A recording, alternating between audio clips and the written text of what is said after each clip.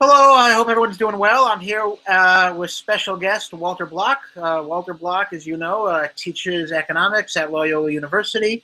He's the author of such books as Defending the Undefendable, The Case for Discriminations, Privatizing Roads and Highways. How are you? Pretty good. Good to be back with you. Always a pleasure. Likewise. So I did say I want to discuss some economic stuff, but I want to discuss that at the end because there are three other topics first that I think are pretty interesting that I want to talk about. The first is, my own view, which is, I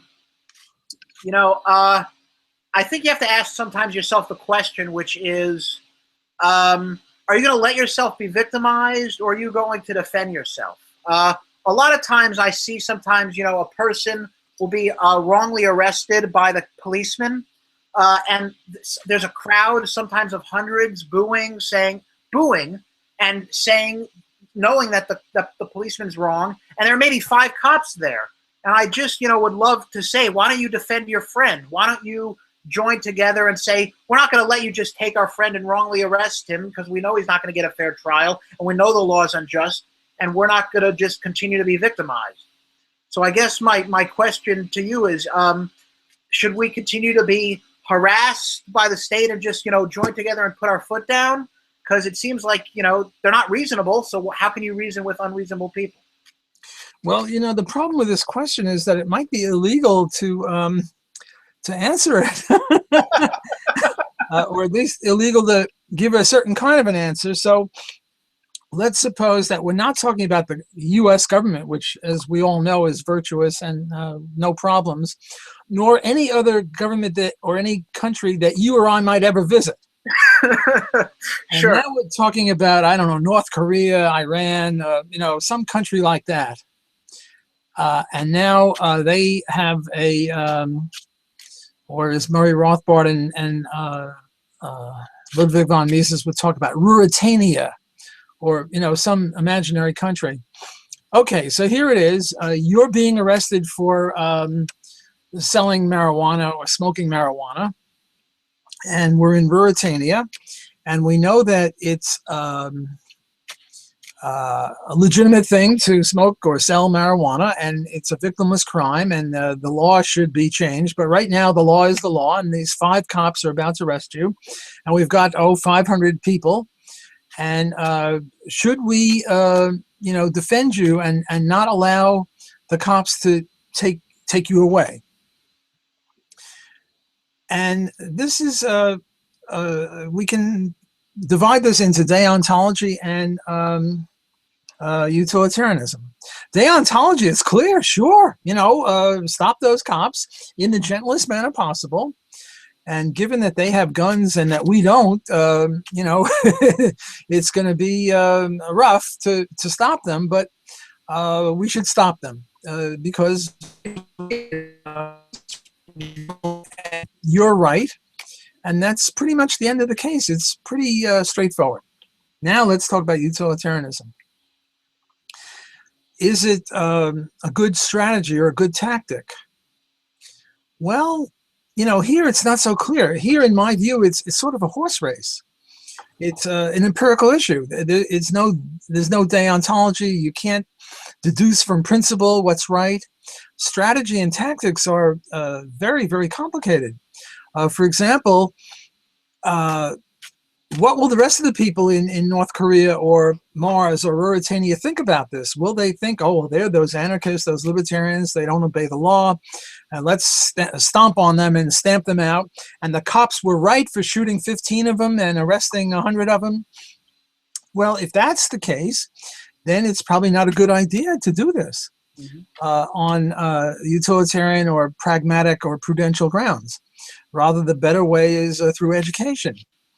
And, seizing a street or picking up a gun and trying to fight the cops, if the people are behind the cops, is probably not a good idea, because the battle, I think, has to be won on an intellectual plane. Not that we have to convince all the North Koreans or the Ruritanians, but we have to convince, 20-30% of them who would stand with us and say, those cops are wrong and the people who fought them were right. But right now, in the U.S., the libertarians get what, 1% of the vote, 2% of the vote. It's hard to see that we have 15 or 20% of the people behind us. Okay, the Cato people are saying, well, 15 or 20% of the people are sort of low tax liberals, but that's not libertarianism. That's not enough to engender hatred for the state and outrage at this abomination of an arrest of you for smoking or selling marijuana or what have you. On the other hand, it might work. I don't know. I'm not really an expert in that. I mean, not being an expert never stopped me. Not knowing what I'm talking about never stopped me from talking, so I'll keep talking. But I would tend to say that it's probably not a good idea to use violence when you have 1% of the people behind you, because then it just sort of boomerangs against you, and also you spend a lifetime in jail, like this guy with the Silk Road, Ross Ulbricht. Mm-hmm. He's now going to spend the rest of his life in jail? Horrible. For operating a website. We don't throw the owner of Craigslist into jail because people sell themselves for sex there. Right. No, I obviously would agree. Oh, by the way, there is some sort of debate as to whether he's a hero or not, and I think you and I would agree that he's very heroic. Yes. But was he wise in doing that? And I'm thinking that maybe he wasn't wise. I mean, certainly I wouldn't want to spend the rest of my life in jail. Jail isn't fun.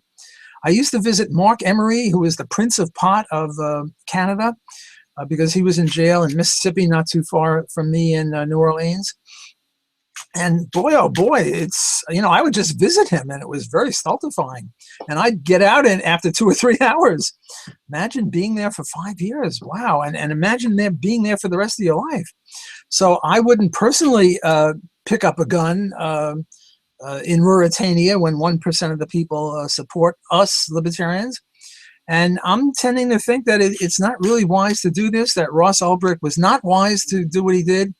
Whether he helped libertarianism or not, I think is a sort of a contentious issue, an empirical issue. I'm not sure what the right answer is. I think it's a sort of, as I say, a horse race between the two. I don't know. On the one hand, he's a hero. We need heroes. On the other hand, they came down on him pretty hard, and that will vitiate other activities like that. So I really don't know the answer to your very important question. Well, let me just tell you 2 things. I don't know if you've ever read Calvin and Hobbes.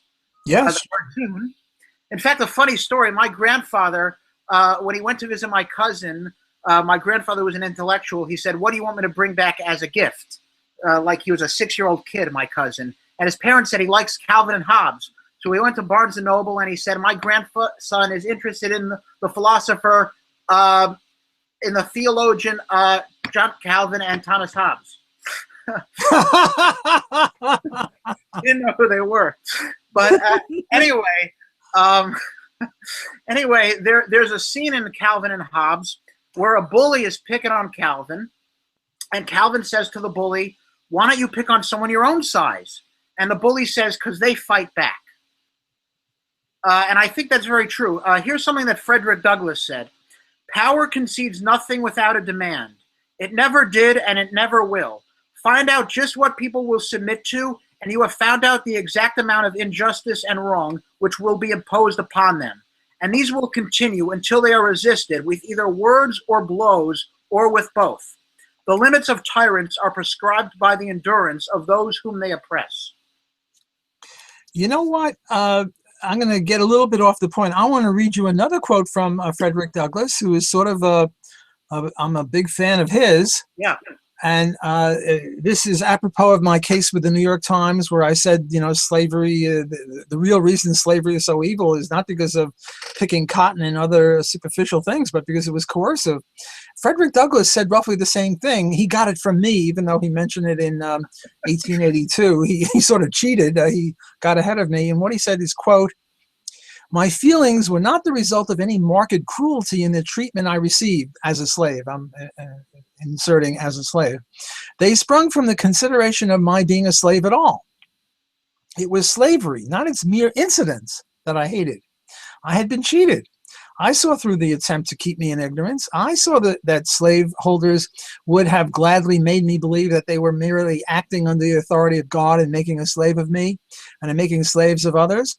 And I treated them as robbers and deceivers. The feeding and clothing me well could not atone for taking my liberty from me. This is roughly what I said in my interview to the New York Times. I said that the quintessential evil of slavery is the fact that they took innocent people and forced them to do work against their will. And then they beat them. And the fact that they picked cotton and sang songs and ate gruel was, not the real reason that slavery was so bad. And then I said, well, suppose we had a situation where people picked cotton and ate gruel, lived in a little shack, but there was no coercion. Well, that wouldn't be so bad. And then these New York Times people said, well, Block thinks that actual slavery is not so bad. So I'm a big fan of Frederick Douglass, even though he stole my ideas. It's true, as a century and a half before me. Can't steal ideas. I'm sorry? Can't steal ideas. Well, no, you can't steal ideas, but he plagiarized them from me. Hundreds of years earlier. Right. Well, we don't have to go into those details. Of course, now the New York Times is going to say, well, Block accused Frederick Douglass of plagiarizing from him. Well, I mean, the reason that I addressed this issue was, and I think it's very hard. There's an excellent Italian movie called Love and Anarchy about a guy whose best friend was assassinated by one of Mussolini's henchmen, and he wants to attempt to assassinate Mussolini. And the film asks the question, is this guy a hero for trying to get rid of a tyrant or an idiot for going on what is clearly a suicide mission? And, I used to get beaten up a lot in elementary school and in high school. And if I would punch the bully back, I was more apt to get stopped beating than if I would just give in. Because if you give in, you show to the bullying works. I mean, why would it end if we just peacefully resist? If we just are willing to be victims, why would it ever end? Well, look, I'm not against this. I'm just saying that, look, deontologically, it's clear. The victim has a right to fight back. The rape victim has a right to fight back against the rapist. But as a matter of prudence, it's not always the case that it works to fight back against the bully. Because if you cower and, go like this and say, please, bully, stop hitting me, after a while, he'll get tired. Whereas if you and let's say he weighs 250 pounds and he's 6'5", and you're 5'2", and you weigh 105 pounds, and you start fighting back, he might really slam you. So it's not a what's the word? A logical deduction. Right. You can't I certainly agree. Sorry to interrupt. I certainly agree. You as an individual, if you don't pay taxes, you will go to jail. But I think if enough individuals didn't do it, if 20, 30%, they can't arrest us all. I don't even think we need to wait until we persuade people that taxation is theft. Just get a large enough crowd of the people who do say taxation of theft, and it'll be hard to arrest us all. I agree. That's why I'm talking about percentages. I say when libertarians get 1% of the vote, or roughly 1% of the support, it's probably unwise. If we got 30% support, then maybe it would be wise. Look, take the black community and police killing or beating up black people. I would say 20 to 30% of the black community is ticked off enough to riot. And as a result, the police now are pulling back. They're not arresting black people as much, which I think is sort of ambivalent, because on the one hand, the police do arrest black people for victimless crimes. And on the other hand, they do arrest black people for real crimes, murder, rape, theft. Right. So again, that dimension makes it more complicated. But the point is, assume 20, 30, 40% of the black community is outraged enough by police harassment to have a riot every time they do it. Well, then the police are pulling back. So yes, if libertarianism reached a certain level, then it might pay to fight back the bully. Mm-hmm. But if we have only 1%, then maybe it wouldn't. I only say maybe it wouldn't. I don't say it wouldn't, because maybe the example of a martyr who kills say a cop for unjustifiably arresting him will promote liberty. I don't know. These are very ticklish subjects, and all I can say is that it's not a matter of pure logic. as, say, Austrian economics is, or as libertarianism is. This is rather an empirical issue, and on empirical issues, you have to look at history, and you know, there are cases on one side, there are cases on the other side. I don't think that it's definitive, but I think that the principle that the more people who support you, or the bigger you are compared to the bully. Yeah. In other words, if the bully is 275 pounds and you're 225, well, you know, now maybe you start kicking the bully in the crotch and you can get away with it. Or if you have 20, 30, 40% of the people on your side, then maybe you can get away with this. And I think the closer you are in size to the bully, then the more the strategy implies that you should fight the bully. But if you're really pitifully weak compared to the bully, well, you know, take the case of the Jews in Nazi Germany. Now, in Nazi Germany, they were really anti-gun control, rather pro-gun control. Sorry, Pro-gun control. Hitler was, you know, a real gun nut. That is, he didn't want anyone else to have guns except him. Now, suppose every Jew had a pistol. Yeah. Well, you know, maybe the Jews could have gone to Hitler and said, "Look, you know, you can kill us, you can kill 6 million of us, but we're going to take a bunch of you guys with us. On the other hand, let us go, you know, just let us leave, and we'll take our guns and we won't shoot any Germans, just let us go." Hitler might have said, "Okay, you vermin, get out." By the way, New York Times, I don't regard Jews as vermin. I was taking the Nazi point of view. I have to watch myself nowadays. I'm flattered you think the New York Times is watching our show. Yes, the New York Times is always watching. It's Big Brother. So, you know, this ought to put take a little wind out of the sails of those people who are against guns, because, you know, now they're anti-Semitic. I love that one. Embarrassing them. It's sort of like the case of, what is it when people go into a city and buy up lousy housing and gentrify? You know, they're the anti-gentrifiers, right? And guess who are the big gentrifiers? Male homosexuals. So we libertarians, when we defend gentrification, the people who attack us, we can say, you're homophobic or you're anti-gay or something. I like that too. It's a little off the point, but what the heck, we're having fun. Yeah. A friend of mine posted this meme on Facebook the other day that said, you can be against, you can feel bad that people in law enforcement get killed on their job, while at the same time wanting them to be held accountable. And I responded saying, I don't give a shit that policemen get killed on their job. I hope more of them get killed on their job. They're just a bunch of thugs and bullies. I believe that the only reason we do not have we don't have damn, I'm blanking out on that word. When you're forced to go to the military, conscription. The only reason we do not have conscription today, I believe, is because of the people who spat at the soldiers during Vietnam. If everyone would call these soldiers heroes and would admire them and bought into the propaganda, I think we'd still have conscription. It's only because of the people who treated the soldiers badly and said, you're a bunch of mass murderers, and spit on them, that made it, for PR purposes, we're going to get rid of this conscription.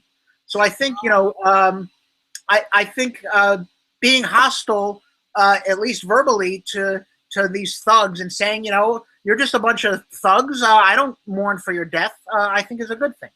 Well, first of all, remember, we're talking about police in North Korea and Mauritania. You're right. We're not speaking about police in any country that you and I might ever visit. That's correct. The police here are angels. Right, right. Okay, because look, it might be against the law to say what you just said, unless if it referred to... If they're going to throw us into jail for expressing our opinion, that only proves what thugs they really are. Well, that's true.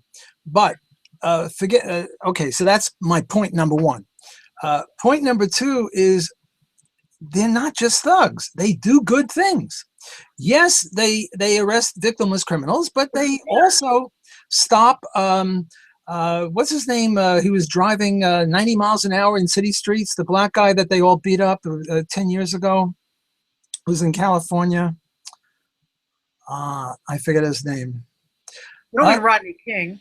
Yeah, Rodney King, he was driving 90 miles an hour in city streets. He could have killed some, pedestrians, and they Right. stopped him. And I think that that was reasonable. And every once in a while, the police stop a murderer or Right. a real criminal or rapist, But who uh, cares? If who, if I if I go into your home, shoot you, and then I give $1,000 to charity, it's fine. I no, mean, no, who I cares? didn't. I didn't say it was fine, but I said that look, it's a complex thing what they do. And let me give you two examples of the complex thing. One is unions. Are unions per se bad? No, because they do two things. One is legitimate and the other is illegitimate. The illegitimate thing is that they prevent other people, scabs, from taking jobs. But the legitimate thing is they have a mass quit. So it's a complicated thing. The libertarian view on unions is not anti-union. Similarly, in abortion. Abortion is really two things. One, it's killing, and the other is evicting. So you have to be more, what's the word? Nuance. I'm sorry? Nuance. Nuanced. Thank you. You have to be more nuanced here because the police do two different things. And you can't say that they're just thugs, that they're just criminals. Yes, they are, but they also are not. And I don't agree with your idea that if they come into your house and shoot you up and then donate $1,000 to charity, I think there's a little bit of a disanalogy there. I think the analogy would be sometimes they come into innocent people's houses and they shoot them up. And other times they go into houses where they've kidnapped somebody and shoot up the kidnappers. That would, I think, be a better analogy. So if 2 days during the year I save people's lives and the other 5 days of the year I murder people, we should ignore the 5 days of the year and pay attention to the 2 days of the year where I save their lives. Well, have I ever given you the libertarian Nuremberg, Yeah. the libertarian concentration camp guard case? Yeah. Well, I'm a libertarian concentration camp guard, and ordinarily I have to kill 100 people a day, but I will only kill 90. If I killed 89, they'd find out and I couldn't do it. So I kill 90 people a day, and the purpose is to save 10 people a day who otherwise would have died. What I'm trying to say is we got to be more nuanced. Thanks for the word nuanced. I was looking for it. We have to be more nuanced when we dismiss the cops as just pure thugs. Because they do some good things, and to not acknowledge that is to not be an accurate social scientist, and we're trying to be social scientists, and accuracy and nuance is important here. Well, I agree they do good things, but I've often defined an anarchist as someone who wants roads without the war that comes with it. I'm not against people defending people from violent people, but figure out how to do it without harming other people in the process. Well, first of all, let me just take issue with your word harm. We're allowed to harm people. We're just not allowed to physically harm people. I don't mean hurt their feelings. Right. Well, we're even allowed to harm people physically, as in a boxing match. The key is, do we violate their rights? So I don't like the word harm, because harm is sometimes legitimate, but rights violation. No, but this is just a typographical error, I think, on your part. I'm sort of nuanced. Today is my nuanced day. Look, I hear where you're coming from, and I'm very sympathetic to where you're coming from, but I insist that we have to be accurate. Mm-hmm. And to be accurate, we have to acknowledge that the cops, the government cops, I'm not talking about private cops who are pretty good. Mm-hmm. Private cops don't arrest you for marijuana. The private cops, stop shoplifters or other thieves. But I think we have to be more nuanced and realize that the men in blue, or the men and women nowadays in blue, do some good things and some bad things, and we just can't say, well, they're all evil. Mm-hmm. All right. Okay. I think if people do evil enough, I sort of ignore the good and focus on that. But that's just me. Okay. So this other thing that I want to mention, and then we'll talk about economics for the last 25 minutes or so, okay. is you supported Rand and said, I like Rand because he's, the least evil of the bunch. Yes. And I agree with you that voting per se is not consent. I mean, if we have a vote, should we kill Walter? And I vote because I want you on my show again. No. Well, also because I like you. What the hell? I'm clearly not committing aggression, and the people who vote kill Walter are committing aggression. So it depends on what you vote for. If the vote is yes, we should legalize drugs. You're not committing aggression. And if the vote is to continue the legalization, you are committing aggression. But when it comes to politicians, I think they're going to say whatever they want to get political power. And so when a politician says something, I don't really think they mean it. When Barack Obama said, I think we have to, I don't believe in legalizing drugs, but I think we should decriminalize them, he lied. Under Obama, drug criminalization went up. When he said we need fewer troops and I want to cut the military expenditures went up. So I don't really think, if there is a lesser evil, I don't think you would know who it is, because I think politicians are just going to say what they can that they think will get them votes. So I think it's a fallacy to say, well, I'm voting for the least bad candidate, because that implies that what they're saying is actually true. Well, in order to be fair to the Democrats, we have to say that Ronald Reagan also, said that he's going to lower the budget. And when he was governor of California, it went up. And when he was president, it went up. And the reason I want to do this, since you attacked my man Obama, and I resent, no, I'm kidding. I want to attack Reagan too, is because I want to make the point that we libertarians are equidistant from those two guys. We're not on the Republican side. Yes, we attack Democrats, but we're equal opportunity critics. And the way I see it, it's sort of like a three-legged stool. The Democrats here are the left, and the Republicans are the conservatives over there. And we're the third leg, and we're equidistant from those guys. They're both bad. Okay, some of them, the Republicans are less bad on economics, and the others are less bad on something else. But by gum and by golly, they're both bad. So if you attack Barack, I'll attack Ronald Reagan for the same thing, and I'm sure you would agree that this applies to Ronald Reagan too. Yeah. Look. I supported my man Barack Obama against McCain. Why? In 2008. Because I thought McCain would really drop a nuclear bomb on somebody. Right. And I thought that Obama was less likely to do it. But you're right. I mean, you can't judge accurately by what they say, because they lie through their teeth, with the exception of Ron Paul and maybe Bora. Senator Bora, B-O-R-A-H, who is also a very good senator. Mm-hmm. But just take Ron Paul, with whom I'm more familiar. I don't think he lied at all. I think he was magnificent. So you can't criticize all politicians, because I have a two-word answer to that, and that is Ron Paul. Right. There are rare exceptions. Okay, yeah, there are exceptions. So it's not a per se thing that a politician, what do they say? How do you tell when a politician is lying? When he moves his lips. It's not true. Be more nuanced. And you're making a good point that they lie and they lie and they lie. However, I think you'll agree with me that McCain was much more militaristic than Obama. I don't even know if I necessarily look. I mean, Rothbard voted for LBJ over Goldwater, yes, because of the war issue. But LBJ was a militarist guy. And, I don't know. I think Goldwater probably would have been less militaristic. Who knows? Well, you never know for sure. You see, you're a real Austrian type. You're a real, you want to deduce things. And what I'm trying to say is that, yes, deduction is good. And I'm an Austrian economist and a libertarian, and those are deductive systems. But not everything is deductive. Sometimes you have to make a prudential judgment. And Murray's prudential judgment is that Goldwater was worse than LBJ on foreign policy. He might have been wrong. I think it was right, but he might have been. No way to know. I'm not sure. I mean, we don't have contrary to fact conditional history. We don't have a situation of Goldwater being president, and now we can compare it with LBJ as president. And similarly, we don't have a situation where McCain was president and see if he would drop a nuclear bomb on somebody. But we have to use prudential judgment, and I think my prudential judgment was okay.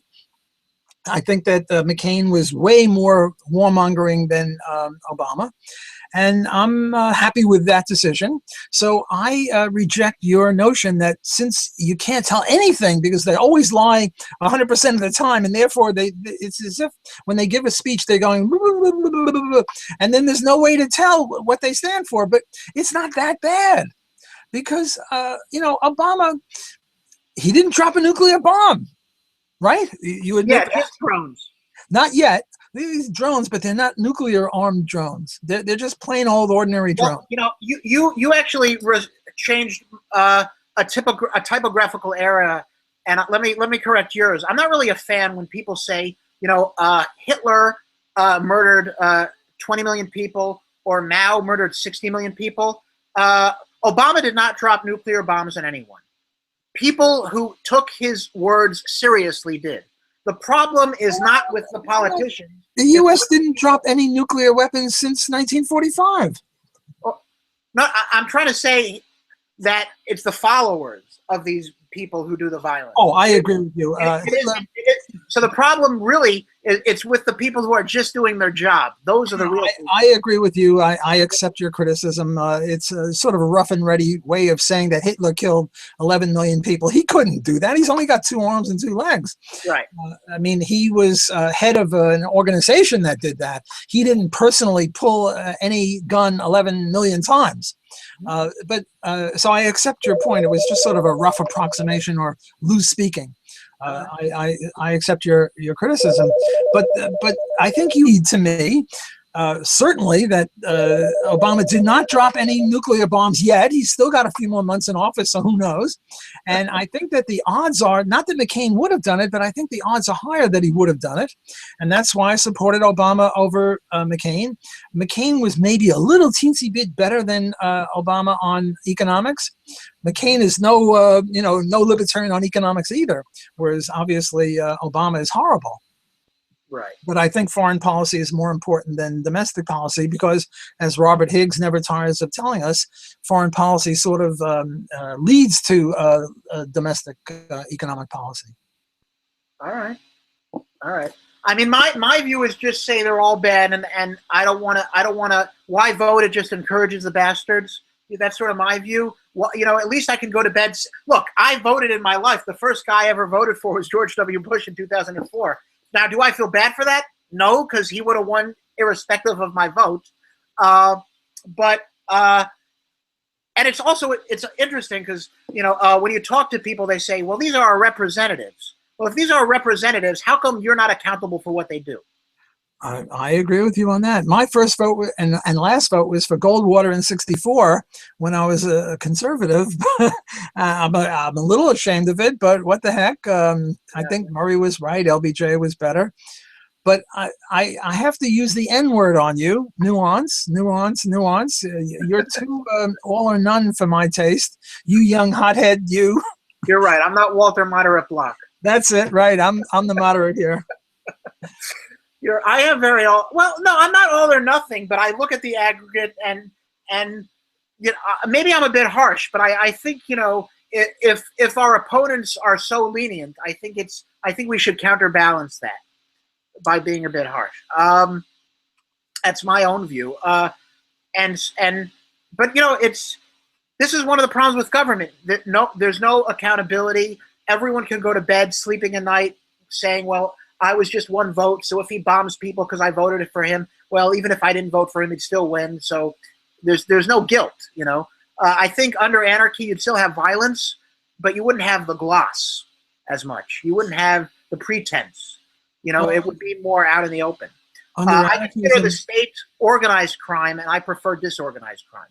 Well, I think under anarchism, there still would be initiatory violence. Remember, we're not pacifists, so the violence is not bad if it's defensive violence. Right. We still would have it, the human condition being what it is. But obviously, if we had free enterprise and less government and radically less government or no government, there'd be much less initiatory violence because, we wouldn't have the minimum wage law, which creates unemployment for young people and they get bored and they, get into crime. We wouldn't have drug laws and, I think half or 2/3 of the jail population is in jail for the drug crime. So we'd have a lot less criminality without the government. That's absolutely true. Yeah. All right. Well, since we only have about half an hour left, let's go to the economic portion. Okay. I guess my first question is, and a lot of people ask me this, and I'm not really always sure how to answer it, is what is Austrian economics, and if it's not based on empiricism, how do you know when something is correct or not? Because as one of my friends said best, people aren't rational, they're rationalizers. People can try to reason any point of view, and justify anything through torturous logic. So how do we know what is true in economics, and how do we prove something is wrong? Okay, that's a very good question, a very good point, and it's a basic point, and since you're asking a basic point, I'll answer it as if, I mean, you're much more knowledgeable, but there might be people listening in who need this. So let me start by saying that Austrian economics has nothing to do with the economics of the country Austria, any more than Chicago economics has to do with the economy of the city of Chicago. The reason Austrian economics is named as it is because the people who started it all came from Austria. Mises, Menger, Bombewerk, people like that. And by the way, Austrian economics was a slur. It started out by the German historical school, who were dismissing Austrian economics. And Austrian economics sort of like Brooklyn, whereas Manhattan is where it's at. Well, Germany was Manhattan and Austria was Brooklyn.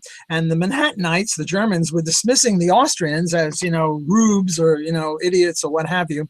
And then, just as the black people use the N-word, which was a slur against them, and they use it on each other as sort of a compliment. Yeah. Well, similarly with Austrian economics, we Austrian economists, even though it was initially a slur against us, like capitalism was a slur against us, right, like Marxists, and now we defend capitalism. So it's similar to that. And the same thing with Chicago economics. It just so happens that Milton Friedman and George Stigler and a few other people were at the University of Chicago and had a distinctive view. It's got nothing to do with the city of Chicago economics. Okay, so that's sort of a basic point. What then is Austrian economics? Well, Austrian economics is different than mainstream economics in about 15 or 20 different ways. And I've got several publications and several speeches on that. And I won't go into all of them, but I'll go into a few to give you a gist of it. And the one that I think is the most important is this thing about logic. The idea here is that the mainstream economics, and forget about Marxism. I don't know what Marxism really is in economics. It's just gibberish. So we won't talk about Marxism, although there are probably more Marxist economists than Austrian economists. I'm not sure about that. When I started, it was certainly true. Now maybe there are more Austrians than Marxists. I'm not sure about that. Okay, but the mainstream, whether right-wing Keynesians or left-wing monetarists like Milton Friedman, what they have in common is they're all logical positivists. So what's logical positivism? Logical positivism is that in order for something to be a science, whether a physical science or a social science, there are no laws. There are only hypotheses. And what you do is you come up with a hypothesis and then you test it against the facts. And if the hypothesis withstands scrutiny of the facts, then you don't say it's a law. You say, well, we haven't been able to disprove it, so we're accepting it provisionally until the next experiment goes on. And there's nothing, there's nothing settled. What was his name? Gore was saying, well, it's settled science. So there's no such thing as settled science for the empirical sciences, because everything is open to the next experiment. The next experiment might disprove something. And the Austrians agree with the mainstream on many economic issues. For example, take the elasticity of oil prices.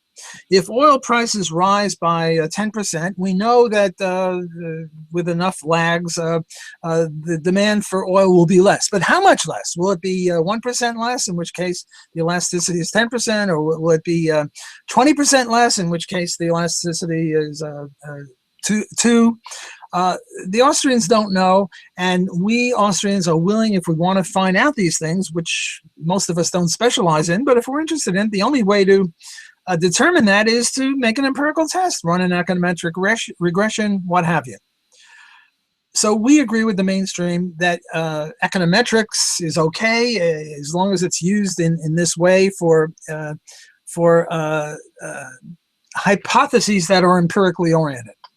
Okay, but now where Austrians disagree from the mainstream is we say that, but in addition to that, in addition to these hypotheses, there's also such a thing as economic law. And economic law is apodictically certain, just as certain as the Pythagorean theorem that says that the square of the hypotenuse is equal to the sum of the squares of the sides of the right triangle. And let me give you a few examples of that. You have a t-shirt, a nice t-shirt. I have a wristwatch right here. There's my wristwatch. And now we're going to trade. and I'm going to give you the wristwatch, and you're going to give me the shirt off your back. And I say that necessarily it's true that you like something about the watch more than you liked about your own shirt, and there's something about your shirt that I like more about the watch. Now, it might be that you thought that if you made the trade, I'll be your best friend forever.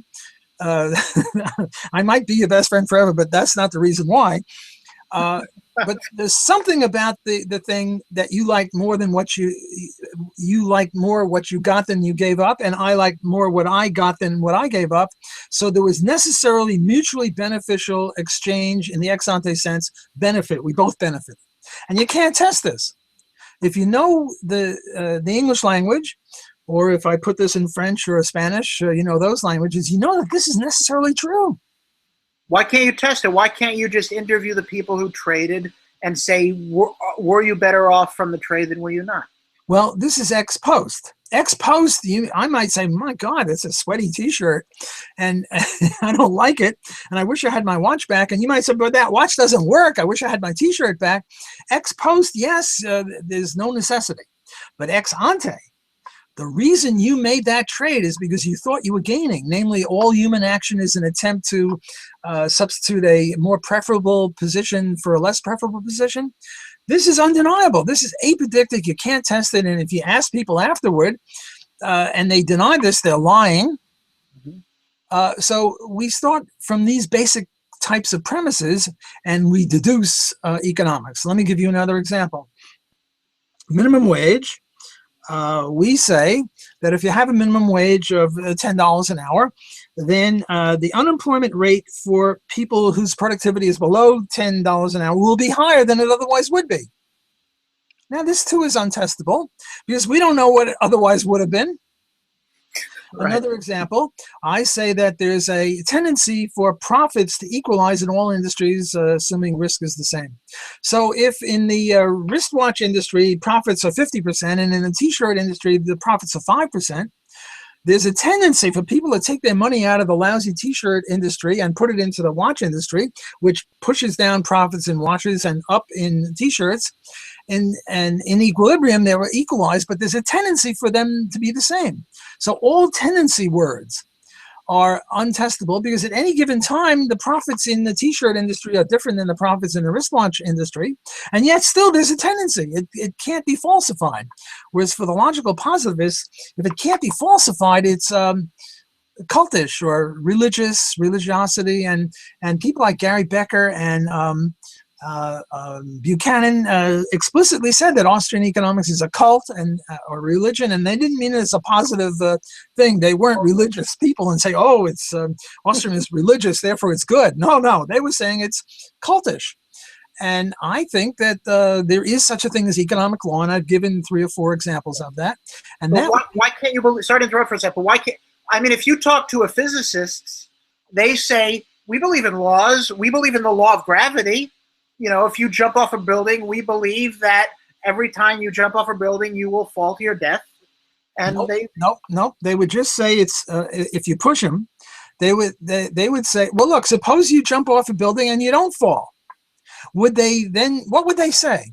What they would say is that we had a very good hypothesis that had millions of experiments behind it. But now look, he walks off the edge of a building, a 20-story building, and he just sort of floats there, or he goes up.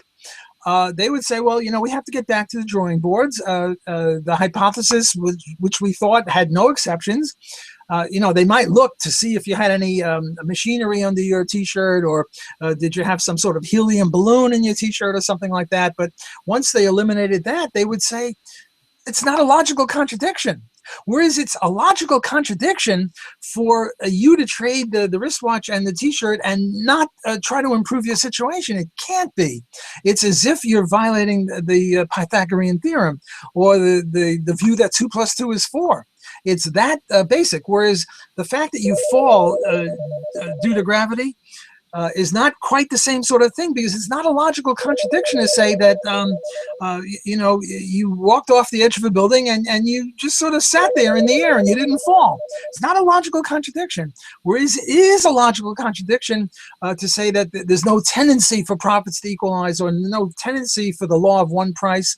All T-shirts in equilibrium would be the same price, assuming away problems like transportation. Those are logical contradictions. If you deny an economic law, you're engaged in a logical contradiction. Whereas if you deny any physical law, H2O is water or whatever, it's not a contradiction. The next time, maybe it'll be H3O, which will make water. I mean, I doubt it, but it's not a logical contradiction. Now, Milton Friedman once said, well, if two Austrian economists disagree, no, he said, let me start again. He said, suppose two mainstream economists disagree. Well, then what they do is they do another experiment, or they do another econometric regression. But now suppose two Austrian economists disagree, they can only fight. Now, can you imagine Rothbard and Mises getting into a fisticuffs with each other? No. The obvious answer that Murray offered was, look, suppose two logicians disagree. Do they have to fight? Suppose two mathematicians disagree. Do they have to fight? No. They go back to the premises and they try to find out where one or both of them made a mistake in the logic that they pursued. So Austrian economics, that part of it which is deontological, no, not deontological, as opposed to the empirical stuff which Austrians agree with on certain issues, like how much more unemployment will the minimum wage law create? That's a different issue. But that it will create more unemployment than otherwise would have existed is not an empirical issue. So with regard to that, Austria is really a branch of logic. It's not an empirical science. But it's a science because, I mean, a science just means systematic study of knowledge or something like that.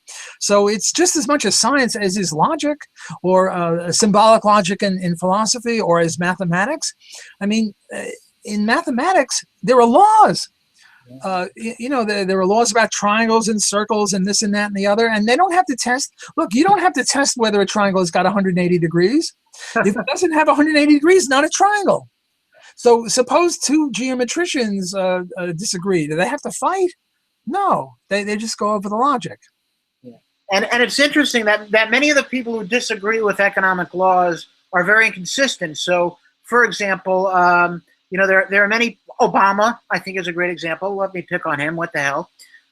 Believes in. You keep your mitts off of my man Obama. Sorry. Believes in minimum wage. He believes that if you increase the price of wage, that won't lead to a decrease in demand for that wages, and it won't cause unemployment. So he doesn't typically believe in the typical downward sloping demand curves. But when it comes to college education, he says it should be free. Well, why? I mean, does he want more people to go to college or fewer? So in one instance, he says if we raise the price of something, that won't create unemployment in the case of minimum wage.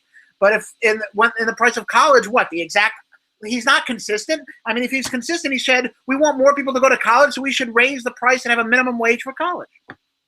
Well, I initially, when I was joking, I said, don't pick on my man Obama because, I supported him against McCain.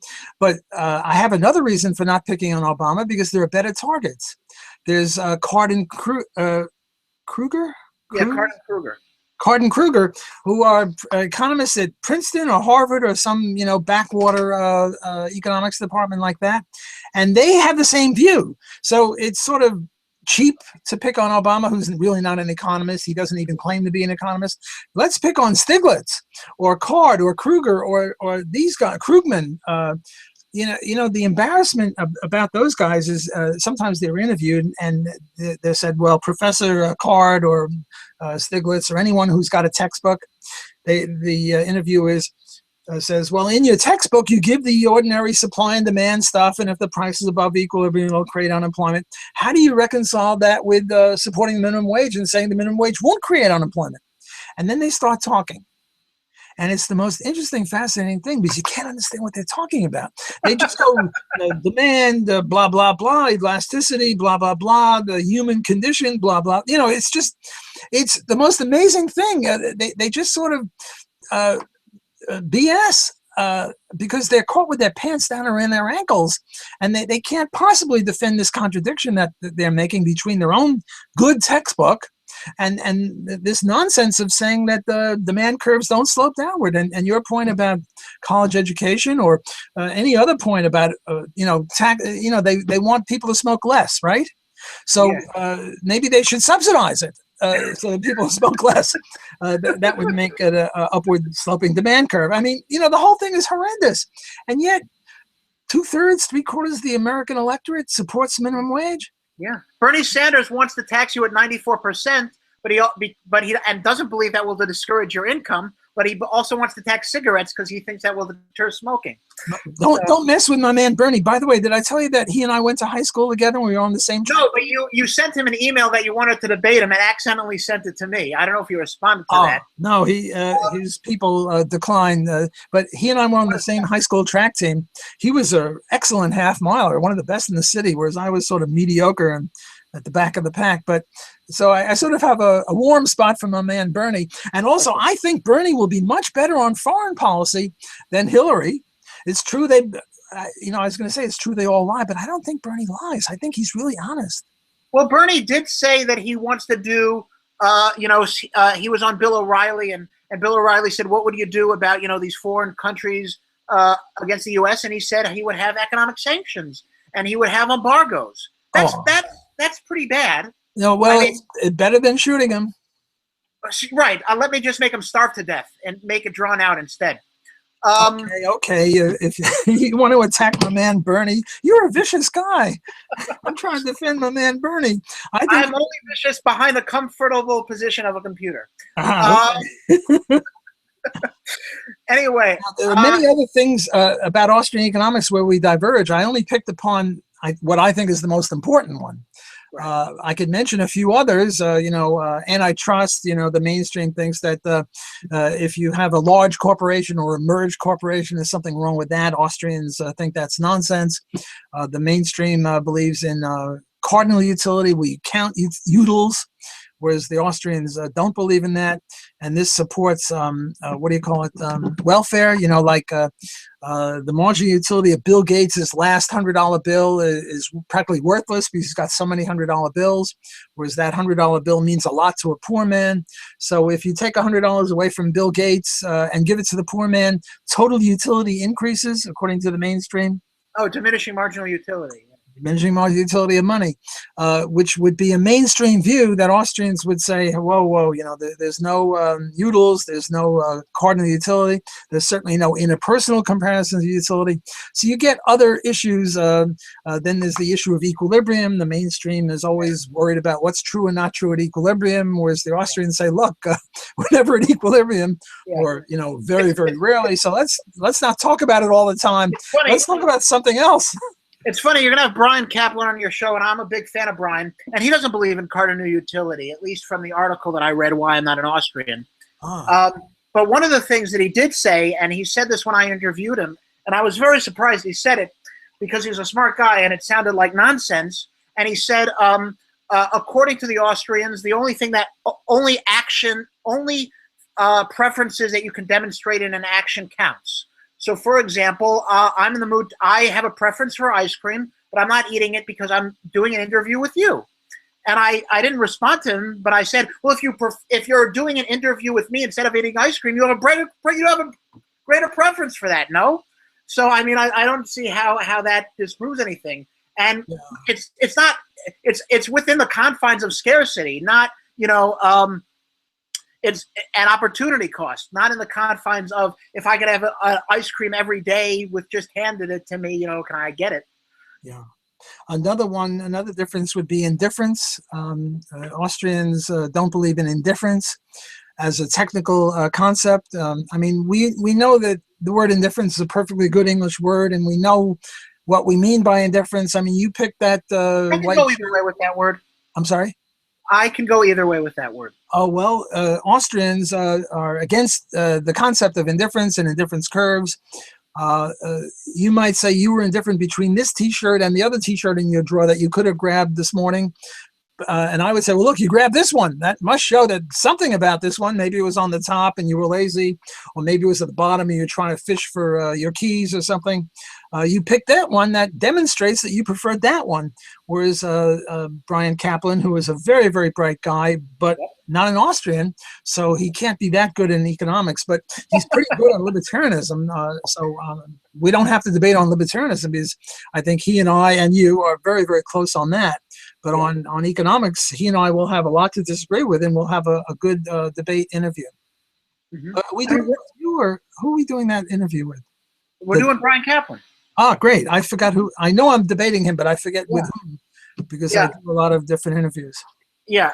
Another question, and I think this applies not just to Austrian, but to really all economists, is it seems like one's economic views and political views are the same.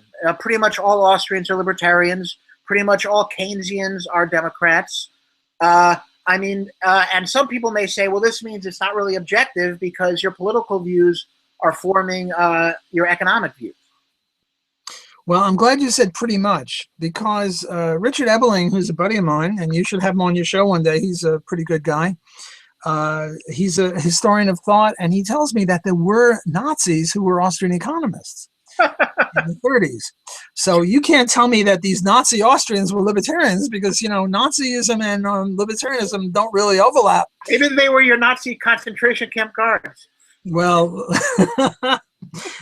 so look, take the minimum wage law.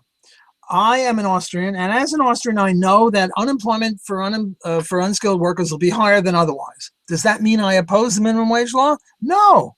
Because as an Austrian, not as a libertarian, but as an Austrian, I might hate, well, not as an Austrian, but as a citizen, I might hate unskilled workers, especially poor black ones. I'm a racist.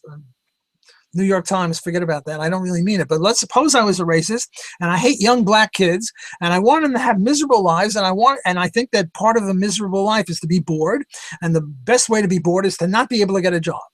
So what I'm going to do is I'm going to advocate a minimum wage law of $50 an hour, and most of these kids aren't productive at that level unless they're basketball stars, and which some of them are. And I favor the minimum wage law, but I'm also an Austrian, but I'm not a libertarian. So yes, you're quite right. There is a tendency for Austrians to be libertarians, not for libertarians to be Austrians, because most libertarians aren't economists, and in order to be an Austrian economist, you have to be an economist in the first place. But I know now of no Austrian economist who's not a libertarian. So there is definitely a correlation, and it's an interesting question. Tom Woods did a brilliant speech as to why this is, but I don't know if I want to get off on that, but there is a very high correlation between libertarianism and Austrianism, but it's not necessary, because you could be malevolent. You could say, look, I favor homelessness, and therefore I want the minimum the rent control to be very high. Or I favor poverty, and therefore I want high tariffs, and not only tariffs against foreign goods, but tariffs against goods from other cities or whatever.